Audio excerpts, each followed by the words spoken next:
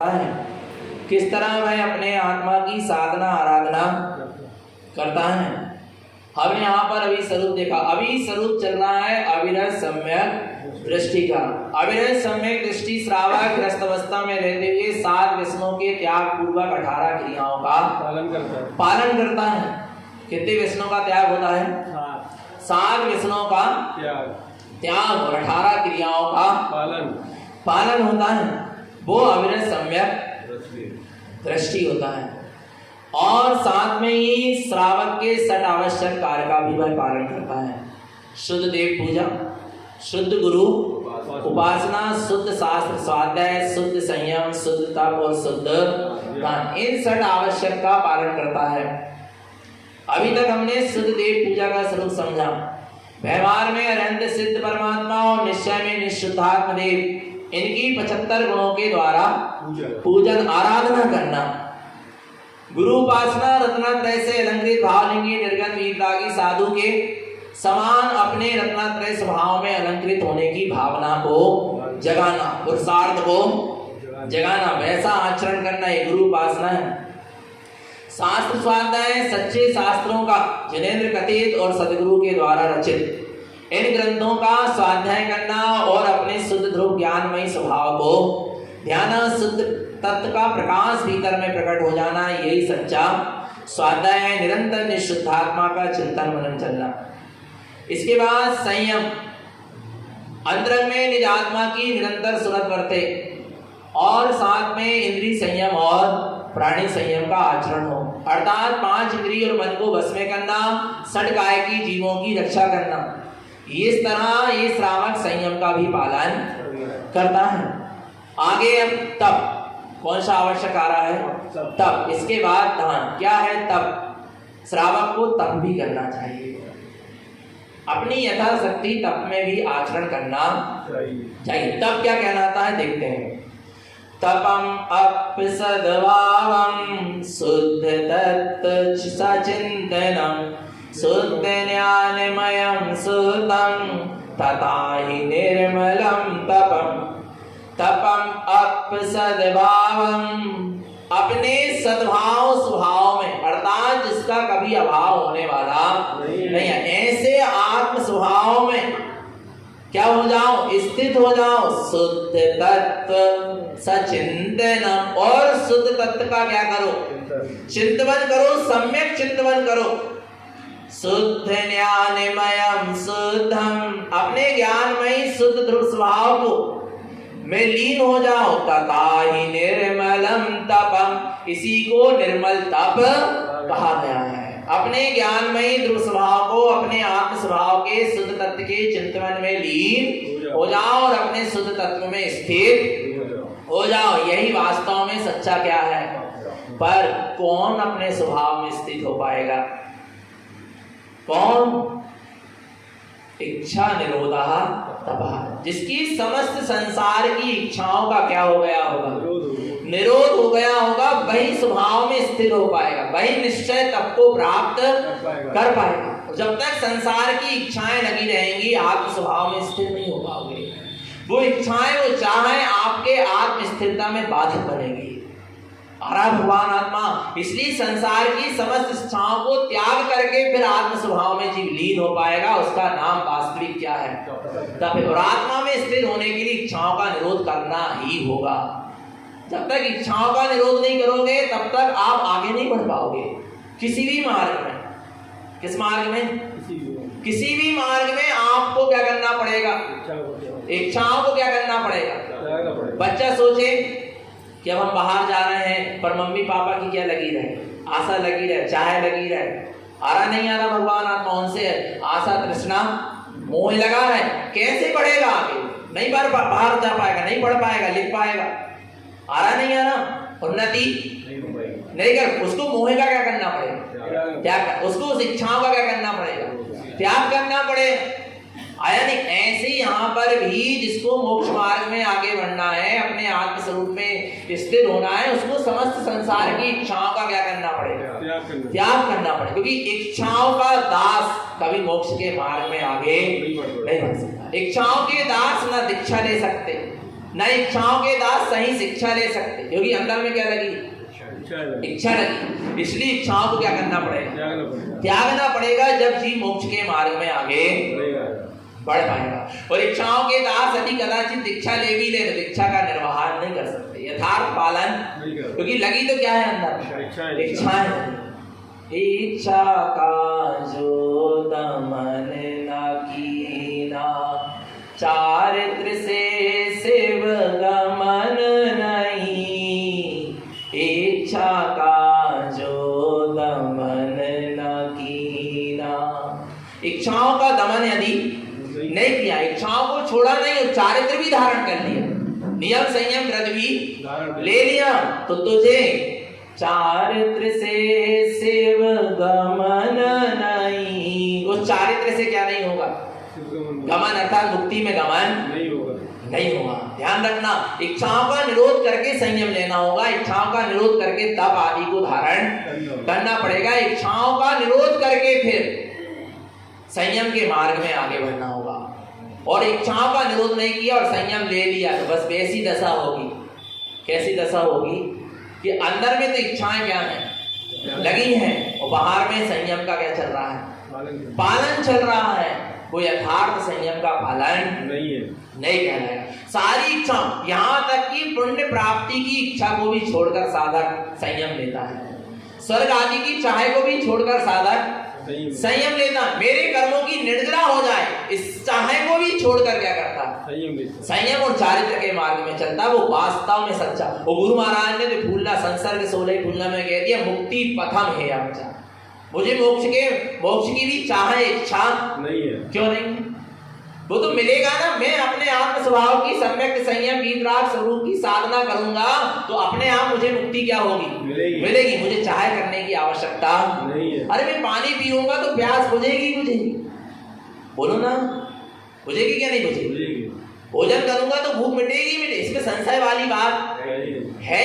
ऐसे ही मैं अपने स्वभाव की साधना करूंगा तो मुक्ति अपने आप मिलेगी। इच्छा करने की जरूरत नहीं है। इच्छा करो तो सिर्फ किसकी करो, आशा एक दयालु की, जो पूरे सब आस, सारे आस सब छाड़ के प्रभु भय मुक्ति के वास। कैसे प्रभु मुक्ति को पाए बता रहे हैं तुम्हें मंदिर विधि में, धर्मोपदेश में। अभी चलेगा 10 दिन तक। क्या बड़े एकाग्र मन से सुनना, वास्तव में बड़ा अद्भुत है। सम्यक्त की प्राप्ति का कारण है धर्मोपदेश, और सम्यक्त की प्राप्ति में सिर्फ धर्मोपदेश ही कारण है। जब तक भगवान महावीर स्वामी की वाणी नहीं गिरी, उनका धर्मोपदेश नहीं हुआ, 65 दिन तक लोगों का आत्म कल्याण नहीं हुआ, सम्यक दर्शन नहीं हुआ। ध्यान रखना, भगवान बैठे रहे, आ रहा है पूरा समोसरण लगा रहा, क्या कमी थी? कोई कमी नहीं थी, पर क्या नहीं गिरी, वाणी नहीं गिरी, धर्मोपदेश नहीं हुआ, सम्यक दर्शन नहीं हुआ। धर्मोपदेश ही सम्यक दर्शन में क्या है, कारण है। चाहे चौथा काल हो, चाहे पंच, भगवान अकेले का कर लेंगे। बैठे तो रहे 65 दिन तक महावीर स्वामी, पर लोगों का आत्म कल्याण नहीं हो रहा था, आत्मदर्शन नहीं हो रहा था। वहां भी जब उनकी धर्मोपदेश हुआ, जब उनकी दिव्य ध्वनि फिरी, तभी जीवों का क्या हुआ, कल्याण हुआ। समझना, भगवान आत्मा आ रहा नहीं आ रहा। तो चौथे काल में भी धर्मोपदेश से ही सम्यक दर्शन हुआ, और पंचम काल में भी धर्मोपदेश ही मात्र बचा। प्रभु तो बचे नहीं, उनका क्या बचा, धर्मोपदेश बचा। और वही धर्मोपदेश अब 10 दिन तक क्या होगा, चलेगा इस समोसरण में। ये भी क्या है, पंचम काल का। तो बड़े एकाग्रता से सुनना। तो किसकी आशा, आशा एक दयालु की, जो पूरे सब आस, संसार आस सब छाड़ के प्रभु है मुक्ति के वास। आशा एक दयालु की, जो पूरे सब, एकमात्र अपने शुद्धात्मा की आस करना, जिससे सारी आशाओं की क्या हो जाएगी, पूर्ति। और संसार आस सब छाड़ के, सारे संसार की आशा को छोड़कर ही प्रभु भय मुक्ति के वास। प्रभु कहाँ गए, मुक्ति में वास करे। पर कब करे, जब संसार की आशा क्या हो गई, वो जरा सी भी संसार की आशा अंतरंग में रहेगी, मुक्ति में वास नहीं हो। जरा सी भी आशा अंदर में क्या है, बनी रही, तुम्हें ये आशा भी बनी रही ना कि जगत के जीवों का कल्याण हो जाए, तो भी मुक्ति में वास नहीं हो पाएगा। आ रहा नहीं आ रहा, जरा सी भी आशा, चाहे सुख की हो चाहे अशुभ की हो, एक आशा करो किसकी? शुद्धात्म स्वभाव की, अपने आत्म शुद्ध स्वभाव की क्या होना चाहिए, इसके अलावा और कुछ की आशा नहीं होना चाहिए, ना होना चाहिए। तब तुम्हारा सच्चा क्या है? तब तो 10 दिन तो बिल्कुल सारी आशा क्या कर दो, सारी इच्छाओं का, जो भी इच्छाएं हमें संसार की ओर ले जाए, आराम उन इच्छाओं का क्या कर दो। क्या हुआ? सूखा जी में शिविर लगता है बच्चों का, हमने तप की परिभाषा पढ़ाई, इच्छा निरोधा तपा, इच्छाओं का निरोध करना क्या है? तप है। तो इच्छाओं को क्या कर दो, कहने लगे भैया जी मंदिर आने की इच्छा हो रही तो उसका निरोध कर दो, पाठशाला जाने की इच्छा हो रही तो उसका, बच्चे तो थे, इसलिए सही संसार की इच्छाओं का क्या कर दो, जो विषय भोगों की इच्छाएं उनका क्या कर दो, त्याग। बड़े होशियार बच्चे कहने लगे हमारी इच्छा हो रही पाठशाला पढ़ने की, तो हम हो जाए ना पढ़े इच्छाओं को। अब हमारी उपवास करने की इच्छा हो रही है, उपवास ना करें, व्रत करने की इच्छा हो रही है, हम ऐसा नहीं कह रहे, तुमने कहा इच्छा निरोधा तपा। संसार शरीर विषय भोगों की क्या हो रही है, इच्छाएं हो रही, तो इच्छाओं का क्या करो, निरोध करो। तब वास्तव में सच्चा क्या है, तब आया भगवान आत्मा। तो अब 10 दिन क्या करना है, तब करना। कौन सा तब करना है? कछु करो ना करो, पर इच्छाओं को निरोध जरूर करो। टीवी देखने की इच्छा हो ना तो मत देखो, इच्छा को निरोध होगा, तब होगा सरल में। तुम्हें पहाड़ में जाने की जरूरत नहीं, तुम्हें धूप में तपने की जरूरत नहीं, तुम्हें पसीना बहाने की जरूरत नहीं। आ रहा नहीं यार, मोबाइल देखने की इच्छा हो रही है, अब हम नहीं देख, तो इच्छा निरोधा, इच्छा का निरोध होगा, तब हुआ क्या नहीं हुआ, बोलो ना। निंदा चुगली करने की इच्छा हो रही, बुराई करने की इच्छा हो रही, विकथा करने की इच्छा नहीं, भैया अब नहीं कर रहे, तो इच्छाओं का क्या कर दिया, तब हुआ क्या नहीं हुआ। कितना सरल है, तब करने के लिए कहीं जाना है, कुछ करना है, बोलो ना। जो भी संसारिक इच्छाएं हो रही, उसको भोजन करने बैठे हो, लग रहा है एक रसगुल्ला और लेने, नहीं अब नहीं लेंगे, तो क्या हो गया, इच्छा निरोधा हो गया, तब हो गया। कितनी सरल है, बस तब करने कहाँ जाना, बोलो ना, कितना सरल। उन्होंने कहा एक रोटी एक पराठा और ले लो, नहीं भैया अब नहीं ले, क्या हो गया, इच्छा का निरोध।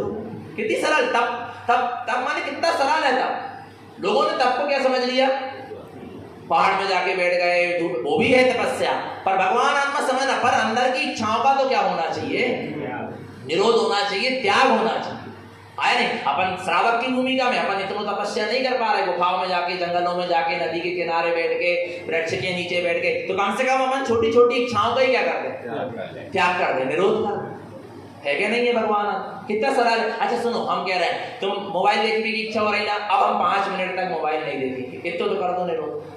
कितनी देर के लिए, 5 मिनट, फिर उसके बाद देख रही है, पहले 5 मिनट के बाद बिल्कुल देख रही है, पर 5 मिनट तक तो इच्छाओं को निरोध करो। क्या पता 5 मिनट में तुम्हारे परिणाम और बदल जाए, है क्या नहीं है? थोड़ा सा क्या करो, इच्छाओं का निरोध करो। कोई भी संसार के विषय भोगों की इच्छा हुई, उसको तुरंत क्रियान्वित मत करो, थोड़ा सा समय रखो, आ रहा नहीं आ रहा, थोड़ा सा समय दो, फिर उसके बाद पढ़ाई करना हो सो बोलो, पर थोड़ी देर के लिए तो कम से कम इच्छाओं का क्या होना चाहिए। यहाँ तो क्या होती, यहाँ इच्छा हुई और यहाँ बस तुरंत करवे अपन तैयार हो जाते हैं, है क्या नहीं है बाबू? और देखो, अच्छा इच्छा करवे से इच्छा की पूर्ति होगी या पुण्य के वजह से? फिर इच्छा करवे की जरूरत नहीं आ रहा भगवान, तो कितना ही चाहे करो ना, पूर्ति कब होगी? पुण्य का उदय होगा तो बिना चाहे के भी पूर्ति होगी, और पाप का उदय होगा तो चाहोगे भी तो भी पूर्ति नहीं होगी। इसलिए चाहे ना पाप के उदय में करो और ना चाहे पुण्य के। पुण्य उदय में चाहे व्यर्थ, बिन चाहे भी मिल जावे। क्या पुण्य उदय में तुम दुकान में बैठे, गहरा का जाए और पैसा आ जाए, अरे तुम ना भी करो चाहे, तो पुण्य का उदय होगा तो, पर तुम पकड़ कर्म मांग रहे, और नहीं आना होगा तो पाप का उदय होगा तो नहीं आएगा, पर तुमने कर्म तो कर ले, इसलिए इच्छा करो, चाहे करो, बिना चाहे के बैठो, जाओ ना दुकान, मना नहीं कर रहे, पर क्या करो, बिना इच्छा के बैठो, बिना चाहे के बैठो, मिलना होगा तो आकुल व्याकुल मत। आ रहा नहीं आ रहा भगवान, विचार करना भगवान, कितना सरल है ना, सिद्धांत तो समझो ना, सिद्धांत कितनी शांति मन में आ जाएगी, होगी क्या नहीं भैया? पुण्य उदय में चाहे व्यर्थ है, बिन चाहे भी क्या हो जाए, मिल जाए, और पाप उदय में चाहे व्यर्थ है, चाह कर भी ना मिले। पाप उदय में चाहे क्या है, व्यर्थ है। चाहोगे भी तो भी नहीं मिलेगा ना, पाप का उदय चल रहा है, इसलिए पाप के उदय में भी मत चाहो और पुण्य के उदय में भी मत। समभाव में रहो, मध्यस्थ भाव में रहो। 10 दिन तो बिल्कुल कौन से भाव में रहना, मध्यस्थ भाव में रहना। यही धर्म ध्यान की आराधना है भगवान आत्मा। इतना तो अपने अंतरंग में आ जाना चाहिए। आगे देखते हैं षट कर्म में आगे शुद्ध दान। दान भी श्रावक का एक कर्तव्य है। दानम पात्र चिंतस्य शुद्ध तत्व रतो सदा शुद्ध धर्म रतो भावं पात्र चिंता दान संयुतम। दानम पात्र चिंतस्य, दानम पात्र चिंतस्य, पात्र जीवों को दान देने का चिंतन करो। शुद्ध तत्व रतो सदा, और भीतर में अपने शुद्धात्म तत्व में हमेशा रत रहो। शुद्ध धर्म रतो भावम, निरंतर तुम्हारे भाव शुद्ध धर्म में रत होने के चले। पात्र चिंता दान संयुक्तम, इस तरह पात्र दान की चिंता से क्या होता है, दाता संयुक्त होता है। व्यवहार में 3 प्रकार के पात्रों को 4 प्रकार का दान दो, भीतर में अपने उपयोग को अपने शुद्धात्मा में लगाओ। यही सच्चा क्या है, दान है। और दान को भी अपन ने बहुत अच्छे तरीके से क्या कर दिया, समझ लिया। और आप 10 दिन क्या देना, ए ज्ञान दानम। आरानी पढ़ते के नहीं पढ़ते अपन, ए ज्ञान दानम कुरुते मुनीनाम सदैव लोके सौख्यम प्रभोक्तम राजं च सख्यम बलन्यान भूते लब्धा स्वयं मुक्ति पादम ब्रजंती। मंदिर विधि में इसलिए कहा कि सदावश्यक कार्य क्या हो जाते हैं, पूरे हो जाते हैं। मंदिर विधि मात्र करने से, धर्म उपदेश को सुनने से या करने से सट आवश्यक कार्य की क्या हो रही, अपन ने देव पूजा समझ ली थी ना कैसे हो रही। 24 तीर्थंकर आदिनाथ भगवान, महावीर स्वामी, विदेश क्षेत्र के 20 तीर्थंकर, तारण स्वामी, आ रहा नहीं आ रहा, देव पूजा हुई क्या नहीं हुई। और भूतकाल के अनंतवीर, भविष्य के राजा सैनिक, पदम नाम के तीर्थंकर, उसका वर्णन आएगा क्या नहीं, आ रहा नहीं। तो देव की पूजा हुई क्या नहीं, पंच परमेष्टि की पूजा हुई, और उसमें आचार्य उपाध्याय साधु क्या है, गुरु है। तारण स्वामी का वर्णन आएगा मंदिर विधि में, आएगा क्या नहीं आएगा, आ रहा नहीं आ रहा। तो वो भी क्या है, गुरु की उपासना हो गई। देव पूजा, गुरु उपासना और धर्म उपदेश चल ही रहा है। वो तो क्या हो रहा है, स्वाध्याय हो रहा है। स्वाध्याय के 5 भेद हैं, वांछना, प्रक्षना, आमना, अनुप्रेक्षा और धर्म उपदेश। अभी आप लोगों का क्या चल रहा है, धर्म उपदेश। यहाँ धर्मोपदेश सुन रहे हो, कह रहे हो, तो आपका क्या हो रहा है, स्वाध्याय हो गया। तो स्वाध्याय हुआ क्या नहीं, शास्त्र की नाम की व्याख्या चलेगी क्या नहीं, शास्त्र नाम का है सो कहीं, स्वाध्याय हुआ क्या नहीं हुआ।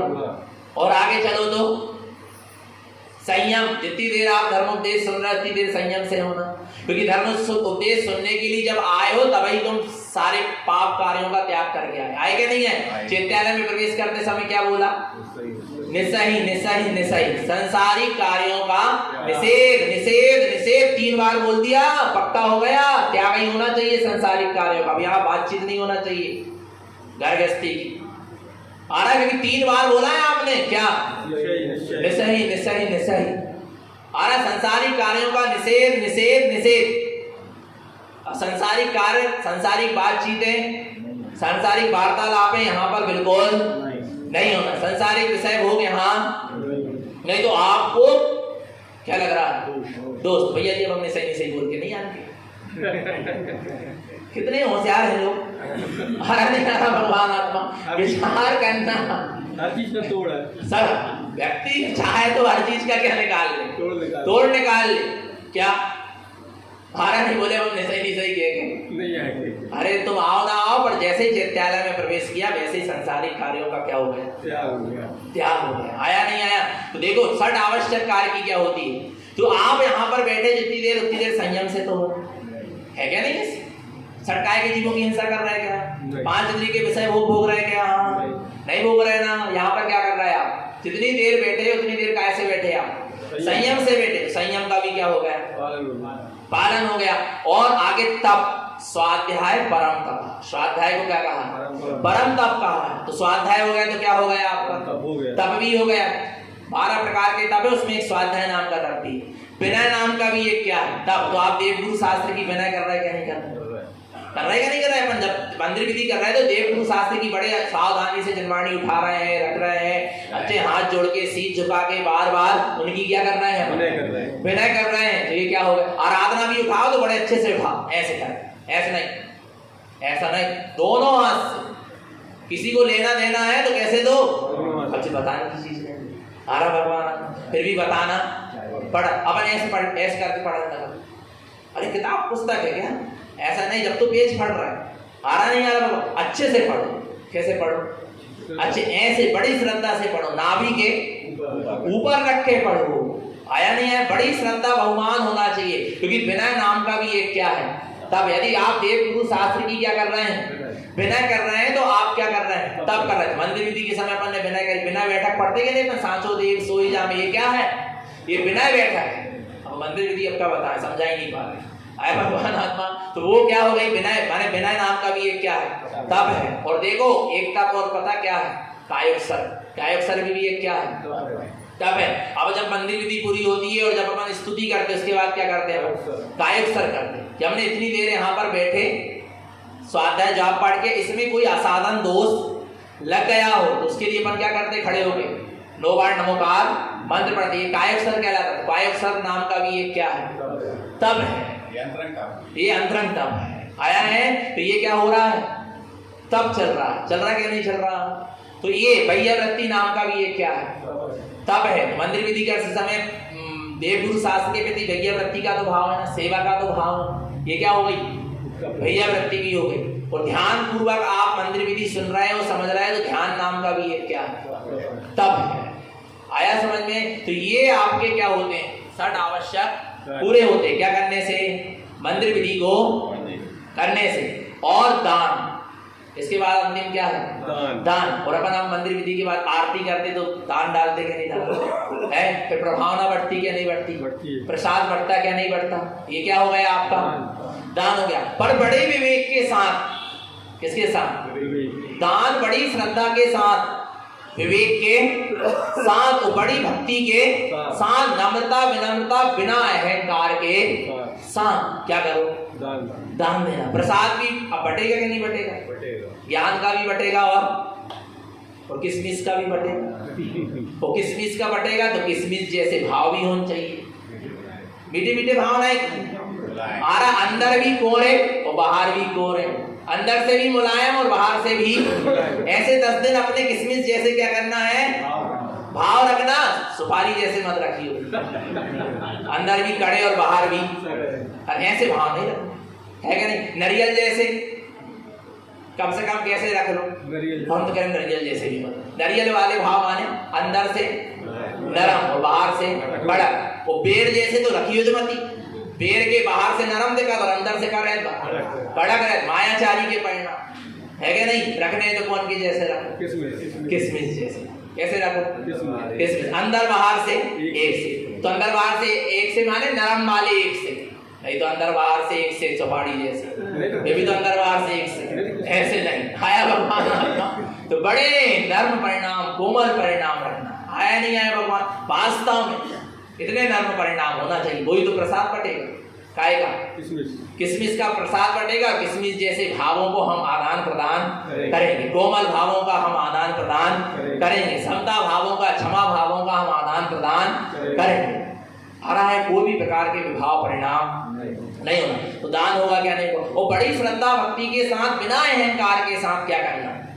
दान देना। नहीं तो दान का फल नहीं। दान तो अपन देंगे, अपने से द्रव्य जाएगा ही, छूटेगा ही, पर कुछ मिलेगा नहीं, और कर्म का ही बंद हो जाएगा। आया नहीं भगवान आत्मा? बड़े अच्छे से क्या करना? प्रभावना भी करना है, दान भी देना है। आया है? शुद्ध प्रसाद बंटवाना, जिसमें श्रावक उस प्रसाद को 10 दिन व्रतों में क्या कर सके?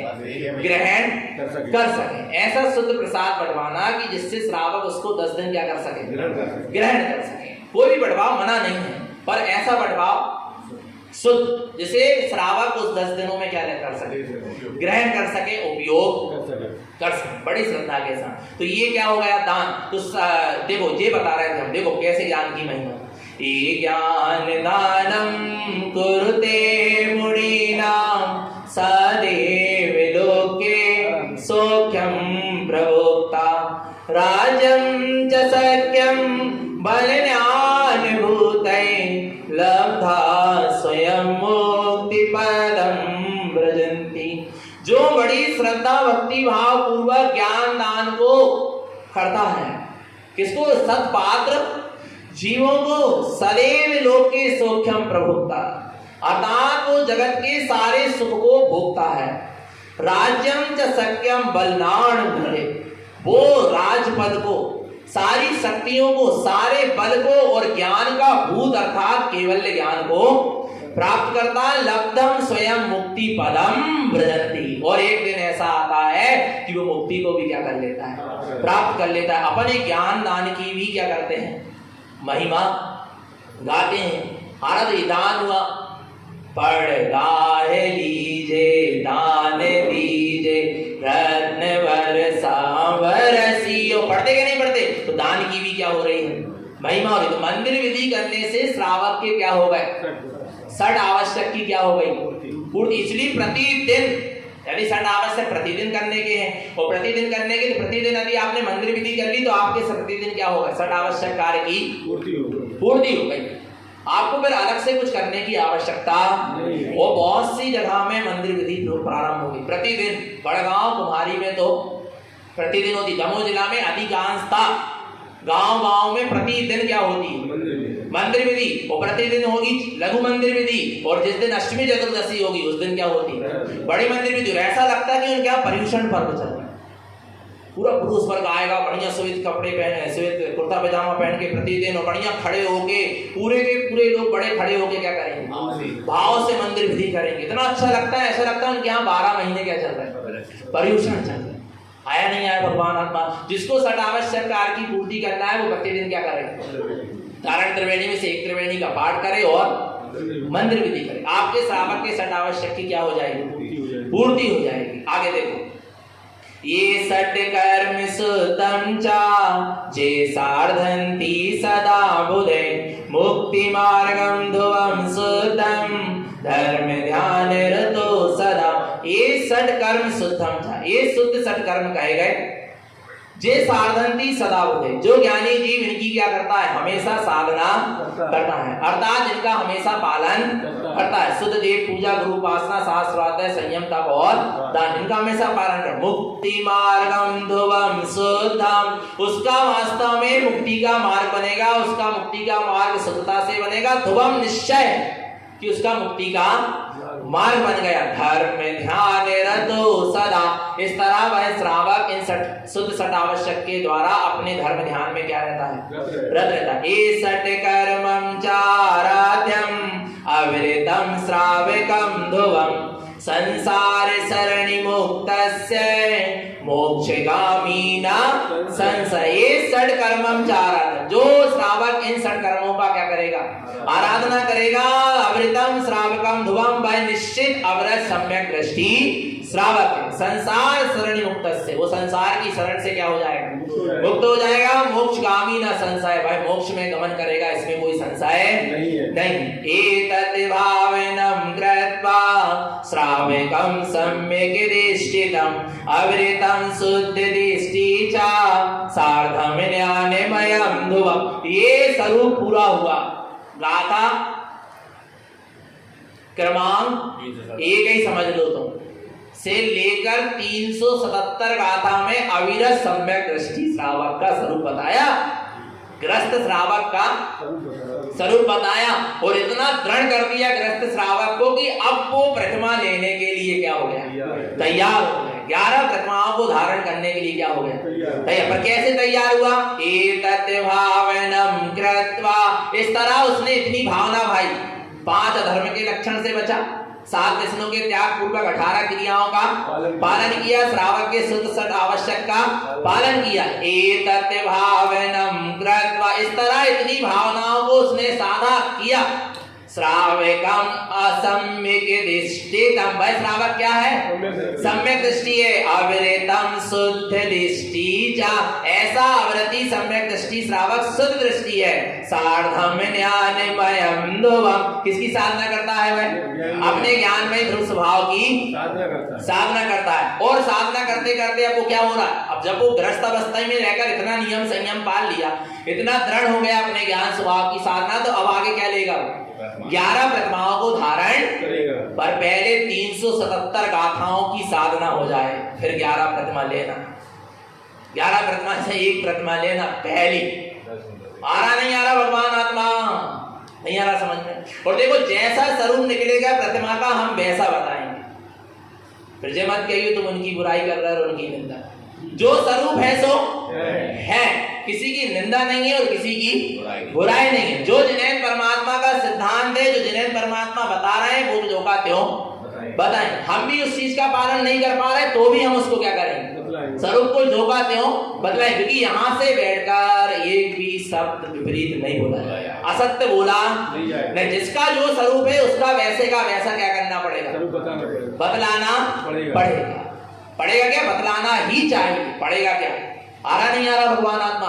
देखो आगे, श्रावक धर्म उत्पादन्ते आचरणम उत्कृष्टम सदा प्रतिमा एकादशम प्रोक्तम पंच अणुव्रत शुद्ध है। श्रावक धर्म उत्पादन, इस तरह मेरे सम्यक दृष्टि श्रावक अब उस धर्म ध्यान में आगे बढ़ने जा रहा है, आगे बढ़ रहा है। कैसे आगे बढ़ रहा है? आचरणम उत्कृष्टम सदा, उसका हमेशा आचरण क्या होता जा रहा है? उत्कृष्ट में उत्कृष्ट होने चले जा रहा है। प्रतिमा एकादशम प्रोक्तम, ऐसा उत्कृष्ट श्रावक माने प्रतिमा धारी श्रावक 11 प्रतिमाओं का क्या करेगा? पालन करेगा। पंच अणुव्रत शुद्ध है, वो बड़ी शुद्धता पूर्वक पंच अणुव्रतों का पालन। 11 प्रतिमा और पंच अणुव्रत का क्या करेगा? पालन करेगा। वो क्या कहलाएगा? प्रति प्रतिमाधारी श्रावक। अब अविरत सम्यक दृष्टि नहीं, अब क्या चालू हो गया? प्रति प्रतिमाधारी श्रावक की क्या है साधना? क्या है वो यहाँ पर चलेगी। कितनी प्रतिमा होती है? 11। कौन कौन सी होती है? एक बार पढ़ लो। दर्शन वैसा माई पोसय सचित्त चिंतनम अनुरागम ब्रह्मचर्यम च आरंभम परिग्रस्त था अनुमतम उदिष्ट देशम च प्रतिमा एकदशानि च प्रतानि पंच उत्पादन्ते श्रूयते जिनागमम्। दर्शन वैसा माई, दर्शन प्रतिमा, वै माने व्रत प्रतिमा, समाई माने समाई प्रतिमा, पोषय माने रोजदोपास प्रतिमा, सचित्त माने सचित्त त्याग प्रतिमा आगम में कही गई। और गुरु महाराज ने सचित्त प्रतिमा कही, बहुत गहराई से गुरु महाराज ने कहा। ठीक है। अनुरागम ब्रह्मचर्यम, छठवीं प्रतिमा कौन सी? अनुराग प्रतिमा। और फिर 7वीं प्रतिमा ब्रह्मचर्य प्रतिमा। गुरु महाराज ने 6वीं अनुराग प्रतिमा कही, बाकी आचार्यों ने दीवा मैथुन त्याग और रात्रि भुक्ति त्याग कही, पर गुरु महाराज ने अनुराग भक्ति कही। और ब्रह्मचर्य प्रतिमा 7वीं। इसके बाद आरंभम, आरंभ त्याग प्रतिमा भी है और आरंभ प्रतिमा भी। बहुत गजब का स्वरूप गुरुदेव ने बतलाया। परिग्रस्तता, परिग्रह त्याग प्रतिमा 9वीं प्रतिमा। इसके बाद अनुमतम अर्थात अनुमति त्याग प्रतिमा कौन सी? 10वीं प्रतिमा। फिर उदिष्ट देशम चा, और उदिष्ट त्याग प्रतिमा कौन सी? 11वीं प्रतिमा। एक क्षुल्लक की प्रतिमा। प्रतिमा एकादशानि चा, इस तरह कितनी प्रतिमा कही गई? 11 प्रतिमा। व्रतानि पंच उत्पादन्ते, आ रहा है। और कितने व्रत कहे गए? 5 प्रकार के अणुव्रत कहे गए। अहिंसा अणुव्रत, सत्ता अणुव्रत, अचोर अणुव्रत, ब्रह्मचर्य अणुव्रत और परिग्रह प्रमाण अणुव्रत कहे गए। श्रूयते जिनागम, कैसे कहे गए? जैसा जिनागम में जिनेन परमात्मा ने कहा है वैसे का वैसा गुरु महाराज कहेंगे। श्रूयते, उसको क्या करो तुम अच्छे से सुनो, फिर उसका सेवन करो, उसमें आचरण करो। पर पहले जिनागम में जैसा 11 प्रतिमाओं का स्वरूप कहा गया वैसे का वैसा क्या करा जाएगा? यहाँ से बतलाया जाएगा। फिर वैसे का वैसा अपन को क्या करना पड़ेगा? अपना जीवन वैसा बनाना पड़ेगा। आया भगवान आत्मा। तो इस तरह कितनी प्रतिमा हो गई? 11। और अणुव्रत कितने? देखो, अहिंसा नतम जैने स्तेयं ब्रह्म परिग्रहम् शुद्ध तत्त्वहृदयं चिन्ते सार्धं ज्ञानमयं ध्रुवम्। अहिंसा, सत्य, अचोर, ब्रह्मचर्य, परिग्रह, प्रमाण, ये अणुव्रत हैं। और इनको 11 प्रतिमा अणुव्रत को धारण करके क्या करना है? शुद्ध तत्व हृदयं चिन्ते। किसका? शुद्ध तत्व का हृदय में चिंतन होना चाहिए। सार्धम ज्ञानमयं ध्रुवम्। और अपने ज्ञानमय ध्रुव स्वभाव की क्या करना है? साधना करना है। और पहली प्रतिमा का स्वरूप क्या होगा? स्वरूप। और आपको पता है पहली प्रतिमा दर्शन प्रतिमा। कौन सी प्रतिमा? और एक दर्शन प्रतिमा की साधना 382 नंबर की गाथा से लेकर, आया भगवान आत्मा, आगे चलो तो 403 नंबर की गाथा। इतना लंबा स्वरूप बताया। किसका? दर्शन प्रतिमा का। सबसे मुख्य प्रतिमा कौन सी है? दर्शन ही नहीं है, सम्यक दर्शन नहीं है तो आगे की कोई प्रतिमा नहीं है। इसलिए भगवान आत्मा सम्यक को सबसे पहले रखा गया। कहीं भी देखो श्रावक की 18 क्रिया में पहला सम्यक करता धर्म की सतत। 11 प्रतिमा में सबसे पहले दर्शन प्रतिमा अर्थात सम्यक दर्शन। 16 कारण भावना में सबसे पहली भावना दर्शन विशुद्धि, सम्यक दर्शन। रत्नात्रय में 3 सबसे पहले सम्यक दर्शन। हर चीज में सबसे पहले किसको रखा गया? सम्यक को रखो। 10 लक्षण धर्म में सबसे पहले उत्तम, फिर उसके बाद क्षमा। माने उत्तम माने सम्यक क्षमा, सच्ची क्षमा। आया भगवान आत्मा। तो ये 11 प्रतिमाओं का भी अपन स्वरूप यथा समय और आगे समझने का प्रयास हम भी बताने का ही प्रयास करेंगे, समझाने का ही प्रयास करेंगे और समझने का ही प्रयास करेंगे। क्योंकि जिनागम में जो कहा गया है अभी उसको कहने की इतनी आरा नहीं आ रहा। भगवान इतना पूरा का पूरा कहां से कह सकते हैं? आया भगवान इतनी क्षमता अभी, पर जैसा जितना भी कहेंगे सत्य, ध्रुव और प्रमाणित। आया भगवान आत्मा। तो निरंतर निश्चित आत्मा की सूरत बनी रहे, अपना सबका जीवन सम्यक और संयम में बना रहे। बोलिए आचार्य प्रवर श्रीमन चिंतारण मंडलाचार्य जी महाराज की, शुद्धात्म देव की। एक बात कहना